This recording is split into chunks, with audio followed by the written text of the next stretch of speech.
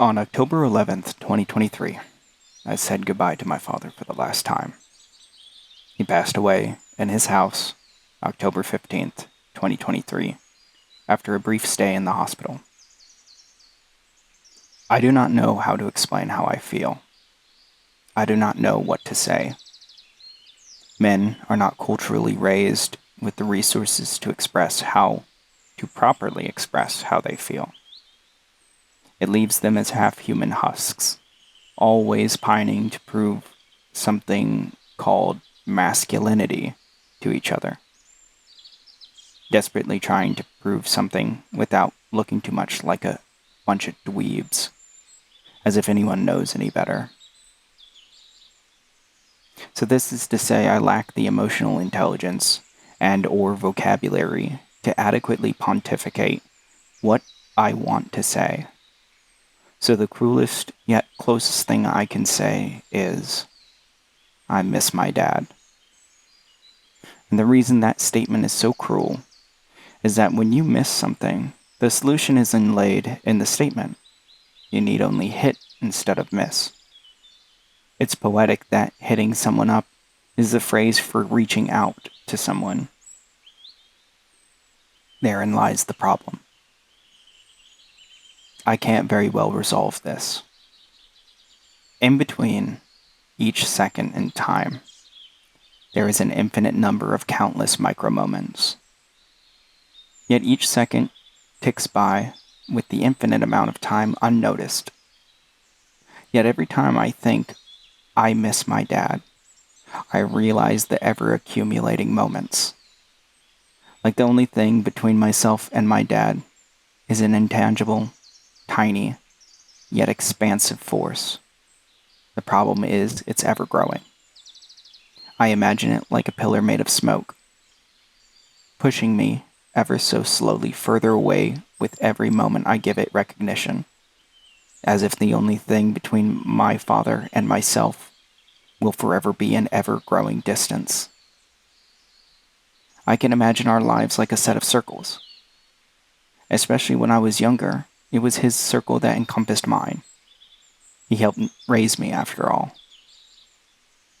As I got older, it was more like a Venn diagram, where I took on aspects of him, and him maybe some of mine. But now they are two completely different circles, not connected at all. And I see for the first time all of our differences. We had almost nothing in common. Our backgrounds, our beliefs. I mean, we couldn't agree on the same book. Not the way we lived, or the way we'll die. And yet I have come to realize that my father gained something I lack profoundly.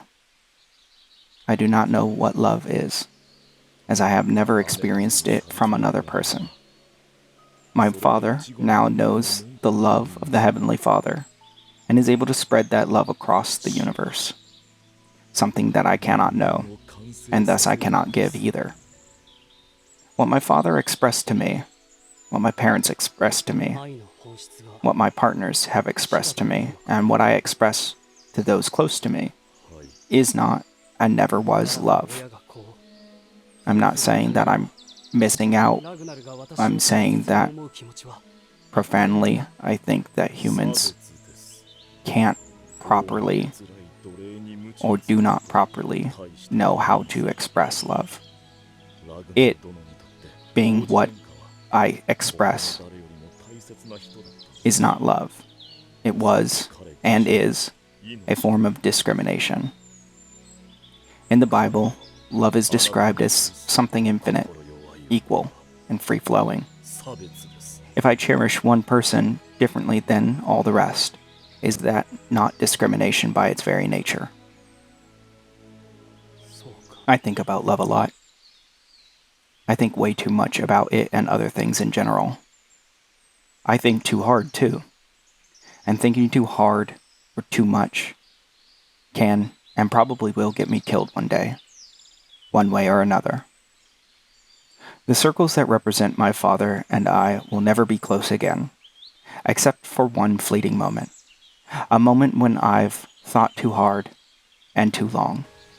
A moment I've thought Behind about all too this, much. I'm A an moment animal that will now. grant me clarity so sharp, And someday, the very some fabric of grim my reality will situation be or shred another to will, with its ribbons. claws, A moment when steal another grim from and me alien my reality humanity and will forcibly exchange from leave me me for a my moment very in humanity, philosophy, a shattering leaving me nothing animal. more than an animal, Today I'd like to hope shattering, that's not me.